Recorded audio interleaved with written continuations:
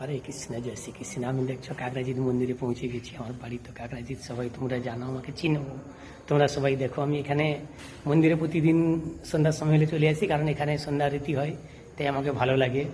তাই এসে ভগবানের কাছে একটু প্রণাম করে বেশ নিজেকে শান্তি পাই।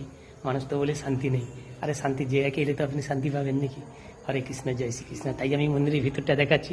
আমাকে যদি তোমরা হেল্প করো, সবাই শেয়ার করো ভিডিওগুলো, বা যদি সাবস্ক্রাইব করো, আমার ফেসবুক আছে, ইউটিউব আছে, ফেসবুক পেজ আছে, তাহলে আমি তোমাদেরকে অনেক কিছু এই মন্দিরের ব্যাপারে জানাবো, শোনাবো, দেখাবো।